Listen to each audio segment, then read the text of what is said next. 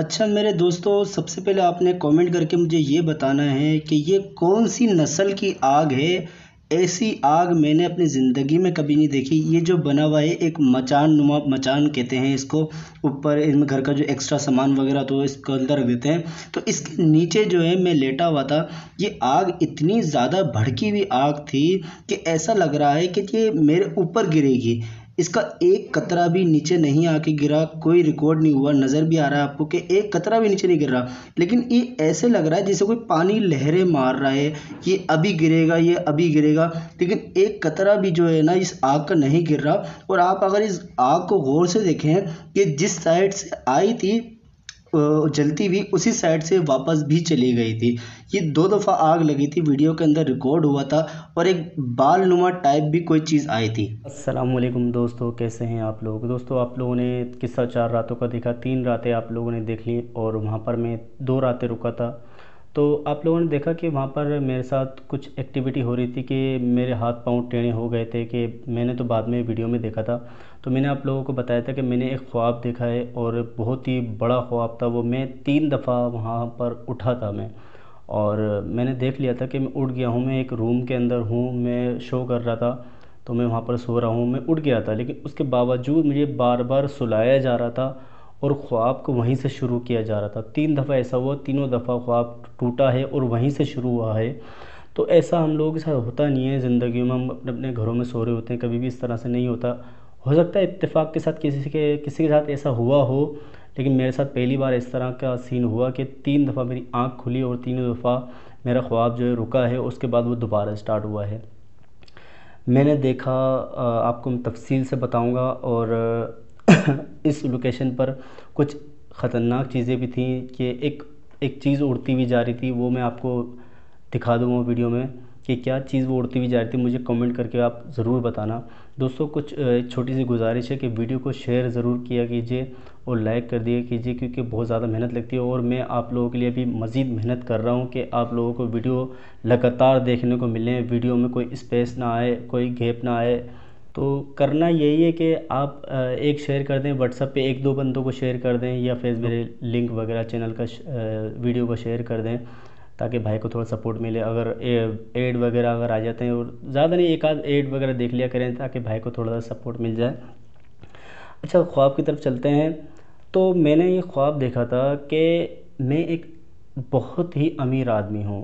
बहुत ही मेरे पास पैसा है, मेरे पास बंगला है, गाड़ी है, कंपनी है। एक मेरी वालदा हैं, वालिद नहीं है। और एक ही मेरा भाई है, बहनें कोई भी नहीं है। भाई सिर्फ एक ही, उसके अलावा और कोई भी नहीं है। तो हमारा एक बंगला है। मेरे अंदर तकब्बुर, गरूर भरा हुआ है। मैं छोटे आदमी को अपने करीब आने ही नहीं देता, इतना मेरे अंदर गरूर। अल्लाह गरूर से बचाए हर इंसान को, मुझे भी, आमीन। तो मुझे एक मेरे मैनेजर ने बताया कि सर, वो मैंने एक जगह देखी है हैदराबाद से पहले, और बड़ी अच्छी जगह है। वहाँ पर हमें कंपनी लगाने पे बड़ा फ़ायदा मिलेगा। तो आप ज़रा चल के कंपनी वो ज़मीन देखें ज़रा। मैंने कहा चलें, देखते हैं ज़मीन कैसी ज़मीन है। तो मैं जाता हूँ, गाड़ी में बैठा हुआ हूँ, मेरा मैनेजर मेरे साथ बैठा हुआ है और ड्राइवर गाड़ी चला रहा है। तो ज़मीन की तरफ जब हम पहुँचे तो मुझे ज़मीन बड़ी पसंद आई। मैंने ज़मीन देखी। अच्छा, इस कहानी के अंदर सस्पेंस भी है, हॉरर भी है। तो आप लोगों को बहुत मज़ा आएगा ये कहानी सुन के। मैं खुद, हैरत की बात ये थी कि पूरी की पूरी कहानी मुझे याद हो गई थी। तो मैंने जब देखी ज़मीन, मुझे ज़मीन बड़ी पसंद आई। कहीं कहीं हरियाली हुई हुई थी, कहीं सादा ज़मीन थी। तो मैंने पूरी ज़मीन का चक्कर लगाया। मैंने एक अच्छा, उसके बाद जो मेरी जो सीधे हाथ पे मेरी नज़र पड़ती है, तो वहाँ एक थोड़ा सा दूर जो है ज़मीन से, मेरी ज़मीन से जहाँ मैं जो मुझे ज़मीन ख़रीदनी, उसके थोड़ा सा दूर एक घर बना हुआ था। तो एक दरवाज़ा था और एक विंडो बनी हुई थी, खिड़की बनी हुई थी एक। तो उस खिड़की में एक लड़की बैठी थी, जिसका आधा चेहरा देखा था, और निहायत ही वो खूबसूरत किस्म की लड़की थी। मेरे अंदर लाख बुराइयां सही, लेकिन मैं कभी भी लड़कियों की इज़्ज़त के साथ, उनकी मोहब्बत के साथ मैं नहीं खेलता था मैं कभी भी। तो इन चक्करों में नहीं पड़ा हुआ था। हाँ, मेरे अंदर गुरूर था, तकब्बुर था। तो उसके बाद मैंने उसको, लड़की को देखता रहा। फिर थोड़ी देर बाद वो पलटी ना, उसने मेरी तरफ जब देखा। लड़कियों को पता चल जाता है, किसी को भी पता चल जाता है कि कोई उनकी तरफ देख रहा है। तो उसने मेरी तरफ देखा। तो देखने के बाद मैं मुस्कुराया और एक दो कदम मैंने आगे लिए तो मुझे ठोकर सी लगी। मैं नीचे देखा, नीचे देखने के बाद जब मैंने खिड़की की तरफ दोबारा देखा तो वो लड़की वहाँ पर नहीं थी। तो मुझे बड़ी हैरत हुई, यार ये कहाँ चली गई, क्योंकि मैंने इतनी खूबसूरत लड़की ज़िंदगी में कभी नहीं देखी थी।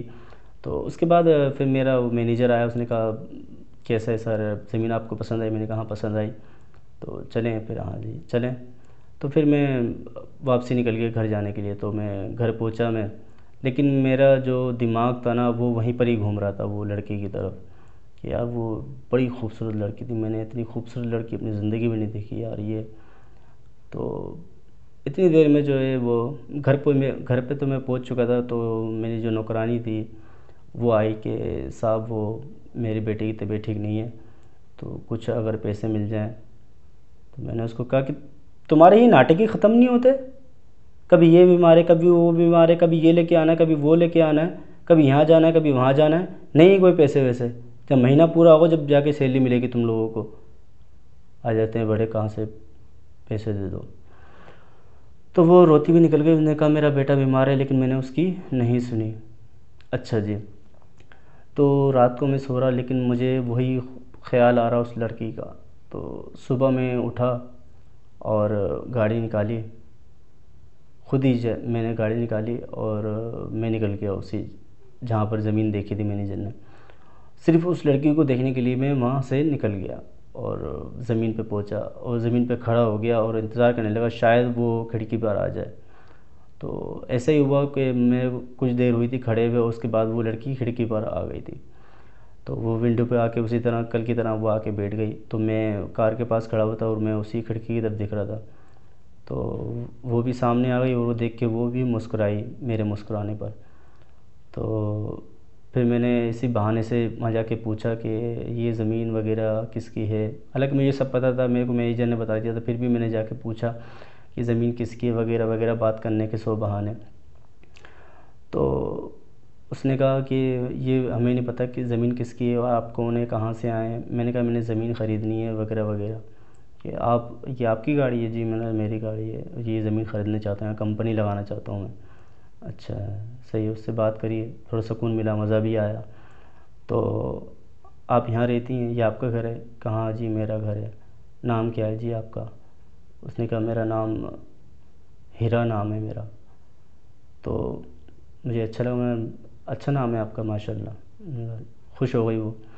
अच्छा उसके बाद मैं वहाँ से, उन्होंने कहा मेरी खाला मुझे बुला रही हैं, मैं जा रही हूँ। तो मैंने कहा खाला? बोली हाँ मैं खाला के साथ रहती हूँ मेरा, बस ये बोल के वो चली गई। तो फिर उसके बाद जो है मैं वापसी चले गया घर। तो घर जब मैं आया, फिर दूसरा दिन हो गया, दूसरे दिन आया तो फिर वही नौकरानी मेरे पास दोबारा आ गई कि मेरा बेटा बहुत ही ज़्यादा बीमार है और है ना, मेहरबानी करें। उसके उन्होंने मेरे आगे हाथ जोड़े कि मुझे पैसे दे दें, मुझे अपने बेटे का इलाज करवाना है, छोटा बेटा है मेरा। तो मैंने उसको फिर वही उसी तरह ज़लील कर दिया कि तुम लोगों की समझ में नहीं आता एक दफ़ा की बात, इससे पहले कि मैं तुम्हें नौकरी से निकाल दूँ, यहाँ से दफ़ा हो जाओ अपनी शक्ल लेके। वो बेचारी इतना सा मुंह लेके वापस चली जाती है कि मैं क्या करूं। हाँ, मुझे तीसरा दिन हो गया, फिर मैंने दोबारा गाड़ी स्टार्ट करी और वो मैं चले गया हैदराबाद से पहले अपनी ज़मीन देखने के लिए। मैंने देखा कि ज़मीन अच्छी है और इंतज़ार करने लगा उसका। लड़की में वो लड़की आ गई, फिर मैंने उससे तफसील से बात करी। उसने कहा कि मेरी वालदा नहीं है, मेरे कोई बहन भाई नहीं है और मेरे वालदा वाली तो पहले ही इंतकाल कर चुके हैं, मैं अपनी खाला के साथ रहती हूँ। मैंने कहा अच्छा लगा, काफ़ी देर तक बात हुई। तो फिर मेरे जाने का टाइम हुआ, फिर मैं वहाँ से निकल गया। तो वापसी में मुझे एक बच्चा नज़र आया, और वो मेरी कार के आगे खड़ा हुआ। तो मैंने गाड़ी रोकी तो बच्चा मेरी तरफ देख रहा। बच्चा इतना बड़ा था जैसे कोई 5-6 साल का बच्चा था। मैंने गाड़ी रोकी और जो है दरवाज़ा खोल के मैं जैसे ही बाहर आने लगा तो वो बच्चा मेरी कार से, यानी कि गाड़ी मैंने रोकी है तो वो थोड़ा सा दूर था। जैसे ही मैं दरवाज़ा खोल के बाहर आया तो बच्चा वो एकदम काफ़ी दूर हो चुका। तो मैंने एकदम, मेरे को हैरत हुई इस बात की कि ये इतनी जल्दी इतने दूर कैसे चली गया, इतना छोटा बच्चा। मैंने भागते हुए तो देखा ही नहीं, लेकिन एकदम स्पेस के गैप को इतना ज़्यादा कैसे हो गया। लेकिन खैर मैं उसके पीछे जाने लगा तो वो एक दरख्त के पीछे हुआ और वो गायब। मुझे बड़ी हैरत हुई, ये क्या चक्कर है, बच्चा कहाँ गया। लेकिन खैर मेरे पे तो मोहब्बत का भूत सवार हो चुका था, तो मैंने इन चीज़ों को इग्नोर करा और मैं वापसी गाड़ी में बैठा और वो अपने घर आ गया मैं। चौथे दिन फिर वही नौकरानी आई, उसने काम वाम करा, लेकिन उसने मुझे कुछ बोला नहीं, बस उसकी आंखों में आंसू थे, उसने कुछ बोला नहीं मेरे को। तो मैंने वही गाड़ी वगैरह निकाली और मैं पहुंच गया वहाँ पर, इंतज़ार करने लगा उसका, वो आएगी। तो वो आई, मैंने उससे पूछा, हाल अहवाल पूछा, खैरियत ली। उसके बाद उसने बताया कि मैं आप यहाँ पर आते हैं तो ज़मीन देखने तो नहीं आते आप, आपने ज़मीन एक दफ़ा देख लिया, लेकिन आप बार बार आ रहे हैं, तो क्या आप मेरी वजह से आ रहे हैं। मैंने कहा हाँ, मैं आपकी वजह से आ रहा हूँ और आप मुझे अच्छी लगती हो और मुझे आपसे प्यार हो गया है। उसने कहा मेरी अगर असलियत जान लोगे तो तुम प्यार व्यार भूल जाओगे, सब कुछ भूल जाओगे, ये सारा प्यार मोहब्बत इश्क का भूत उतर ही आएगा अगर मैं अपनी असलियत बता दूँ।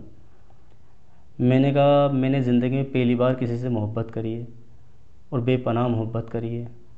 सोते जागते उठते बैठते खाते नहाते धोते हर तरफ मुझे तो बस तुम ही तुम नज़र आती हो। तो उसने कहा अच्छा, मैं तुम्हें अपनी असलियत बताऊं। मैंने कहा बताओ। उसने कहा मैं भी गेट पे आती हूँ। मैंने कहा आ जाओ। अच्छा, वो घूम के जब वो गेट पे आने लगी तो मैं देख के हैरान हो गया। वो व्हील चेयर पे आई थी, वो दोनों टांगों से माजूर थी। ये देख के मैं हैरान हो गया था कि इतनी खूबसूरत लड़की वो माजूर है। उसने कहा हाँ, अब बताओ कि अब भी मोहब्बत करते हो। मैं टांगों से चल नहीं सकती, मैं माजूर हूँ। मैंने कहा अच्छा, लेकिन ये माजूरी तो ठीक भी हो सकती है। उसने कहा हमारे पास इतना पैसा नहीं कि हम अपनी टांगों को सही करवा सकें। मैं सिर्फ अपनी खाला के साथ रहती हूँ और खाला और मैं अकेली रहती हूँ। तो इतनी देर में खाला भी आ गई उसकी। खाला ने कहा कि कौन हो आप वगैरह वगैरह। तो उसने कहा खाला मैं आपको बाद में बताऊंगी। तो उसने कहा ठीक है, क्या आप इसके इलाज करवा सकते हो। मैंने कहा मैं इनसे मोहब्बत करता हूँ वगैरह वगैरह। तो फिर उसने कहा कि खाला ने कहा कि क्या तुम इसका इलाज करवा सकते हो, इसकी टांगें ठीक करवा सकते हो। मैंने कहा मैं पूरी कोशिश करूँ, मैं अच्छे से अच्छे डॉक्टर को दिखाऊँगा।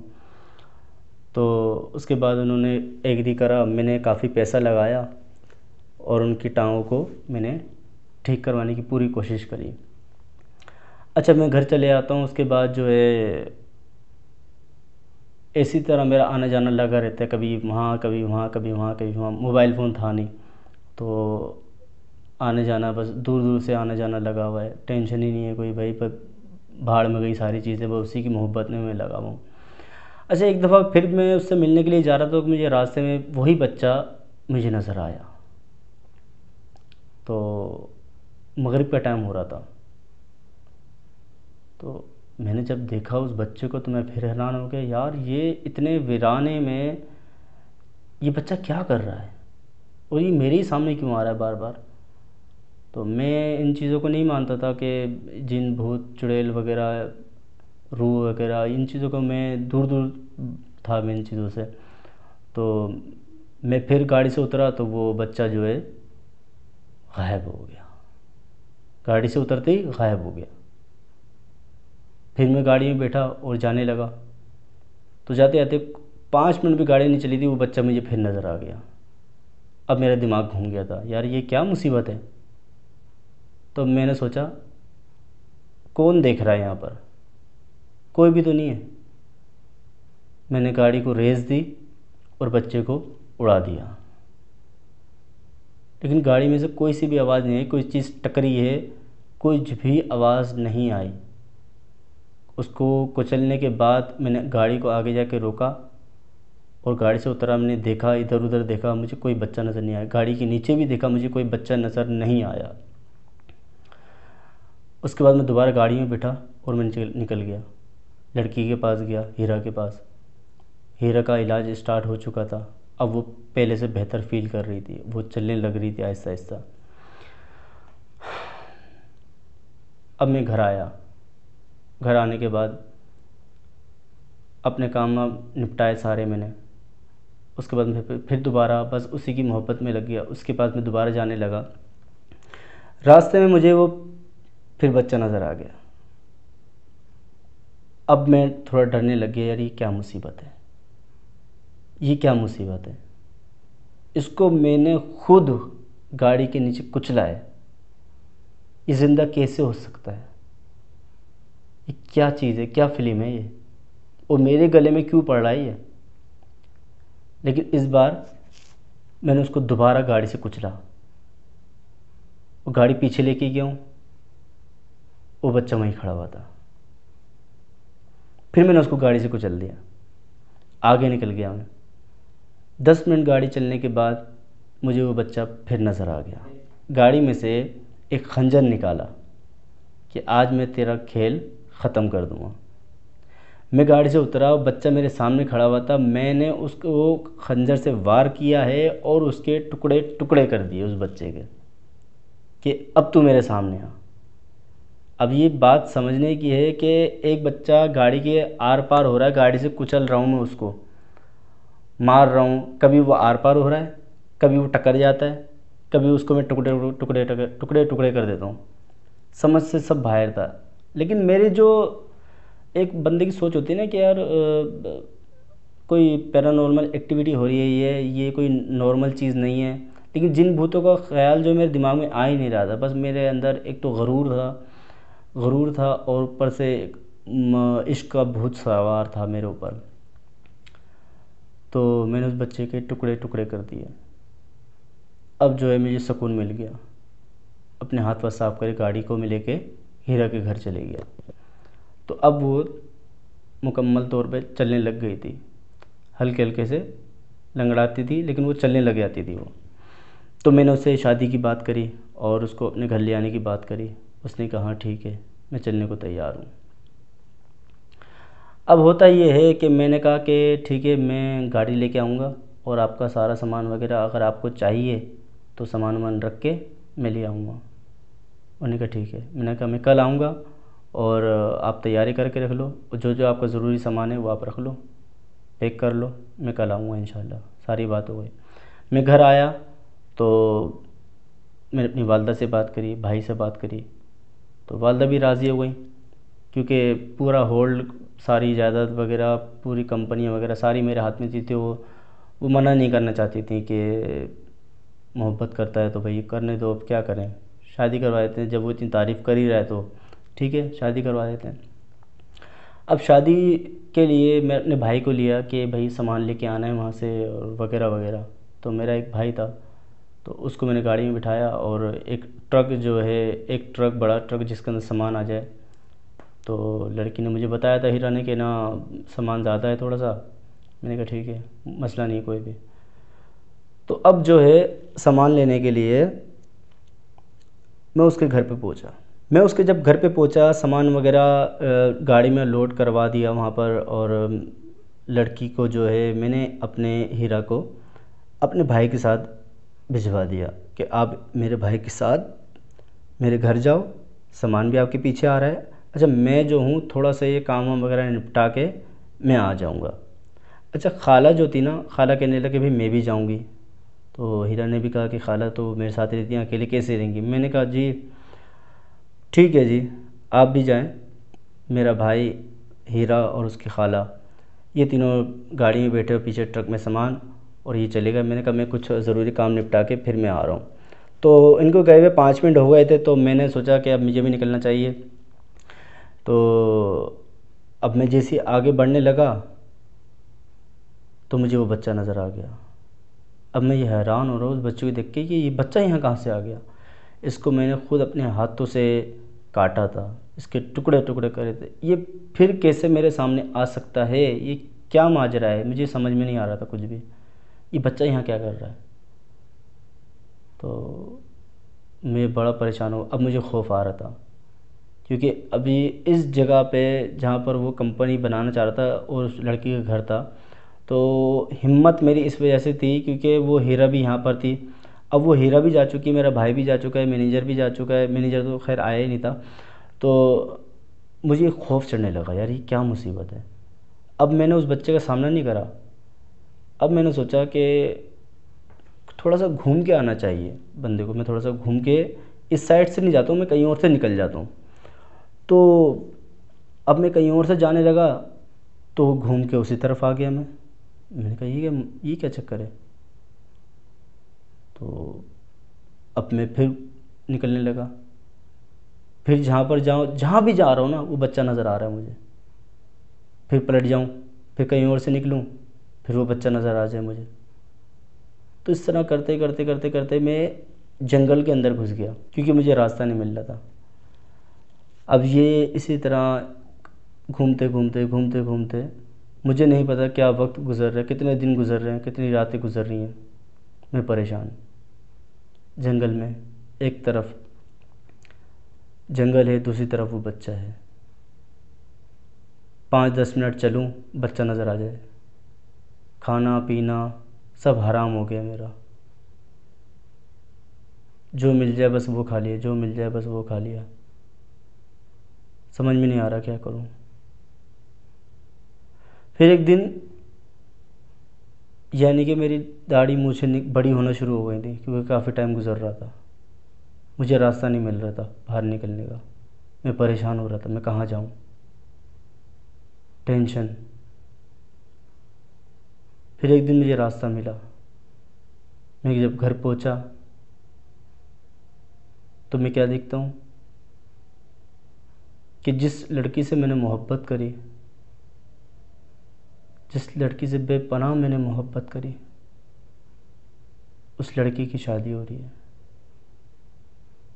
शादी किससे हो रही है? मेरे अपने भाई से। मैंने उसको बहुत मोहब्बत करी, बेपनाह मैंने उससे मोहब्बत करी, लेकिन उसने मेरे से मोहब्बत नहीं करी। उसने सिर्फ़ और सिर्फ मेरी दौलत से मोहब्बत करी, मेरे पैसे से मोहब्बत करी उसने। वो बेवकूफ़ ये समझी कि जितनी भी जायदाद है वो सब मेरे भाई की है। मेरे भाई ने उसको पट्टियाँ पड़ा दी, क्योंकि मेरे भाई के दिल में भी लालच आ गया था उसको देखकर। उसने उसको पट्टियाँ पढ़ाई कि ये सब कुछ मेरा है। तो वो मेरे भाई से शादी कर ली। मैंने जब देखा मेरी दाढ़ी मूंछें बड़ी हो गई थी। नहीं मालूम कि कितने दिन तक मैं जंगल में घूमता रहा। वो बच्चा कौन था जिसने मुझे परेशान करके रखा हुआ था। तो मैंने जब दुल्हन दूल्हा बने हुए देखा, मैंने उस लड़की से एक ही बात कही, थोड़ा तो सब्र किया होता, तुमने सब्र ही नहीं करा। मैं वहाँ से पलट गया। मैंने उसको जाते जाते कहा, ये सब कुछ मेरा था। जिस लालच में तुमने किया है ना, जिस लालच में तुमने की है शादी, ये सब कुछ मेरे तो था, बाद में तुम्हारा हो जाता। तुमने सिर्फ इस दौलत की वजह से उससे शादी करी है। दोस्तों, उसके बाद मैं अपनी वालदा से मिलता हूँ, वालदा से मुलाकात करता हूँ, उनके हाथ चूमता हूँ।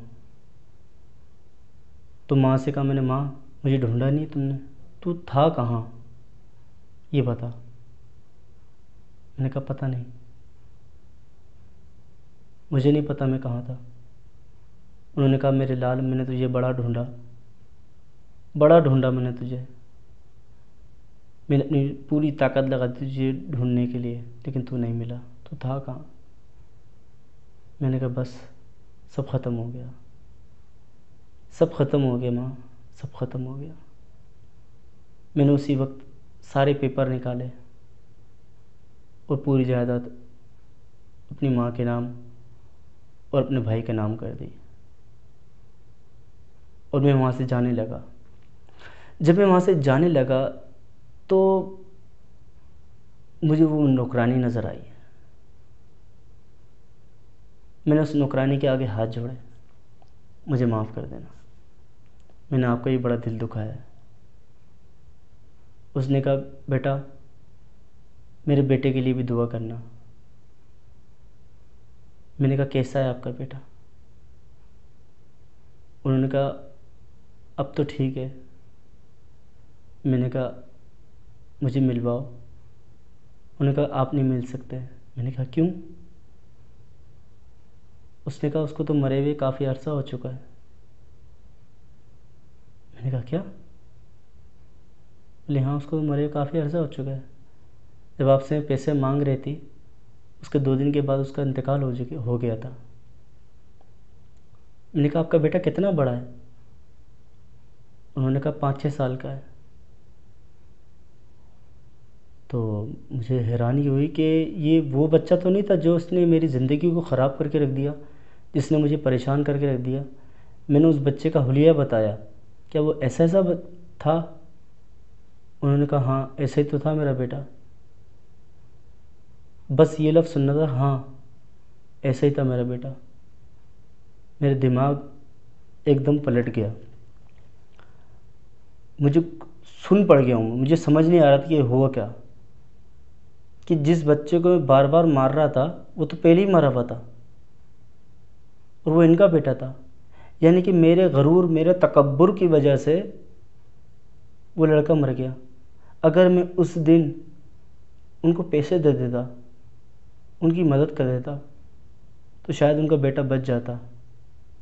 लेकिन मेरे गरूर, मेरे तकब्बुर की वजह से, मेरी अना की वजह से उनका बच्चा मर गया। वही बच्चा मुझे परेशान कर रहा था। मैं घर से निकल गया। घर से निकल गया तो वो बच्चा फिर मुझे नज़र आ गया। उसने कहा कि तुम्हारी वजह से, पहली बार उसने मेरे से बात करी कि तुम्हारी वजह से मेरी जान चली गई। मेरी माँ का सिर्फ मैं ही सहारा था, तुमने मेरी माँ का सहारा छीन लिया। मेरी माँ मेरे लिए जीती थी, तुमने उसको जीते जी मार दिया। तुमने मेरी माँ की ज़िंदगी छीन ली, मैंने तुम्हारी मोहब्बत छीन ली। बस ये सुनना था। मेरा दिमाग अपने काबू में नहीं रहा था। मैं घर से निकल गया। उस बच्चे से मैंने माफ़ी मांगी, वो बच्चा गायब हो गया। कहा अब तू ऐसे ही रहेगा।